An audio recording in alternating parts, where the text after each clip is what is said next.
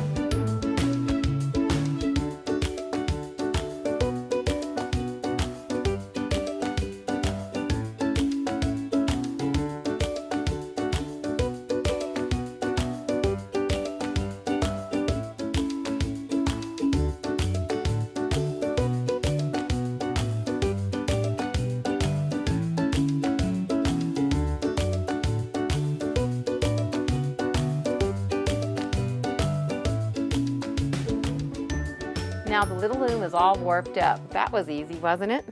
I'm going to turn it over.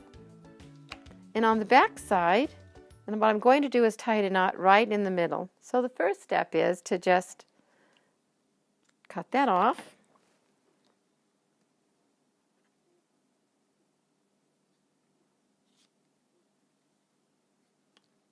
And tie your knot.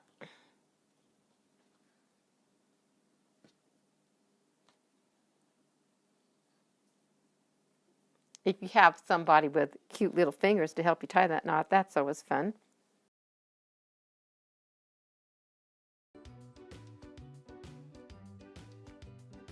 Just to make sure I don't glue the warp thread onto the tiny loom, I'm going to take a little plastic knife and slide it underneath.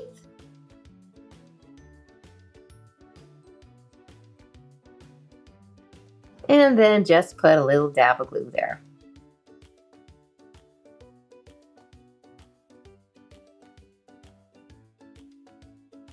Now the glue's all dry, so I'm going to just trim it off. Pull out the knife, and we're ready to start weaving. And I'll even out these warp threads a little bit, make sure they're all lined up with the lines.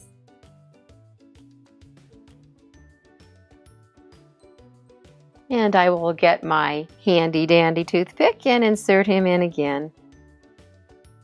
Push him to the top. And we're ready for our next weaving project. We'll see you there.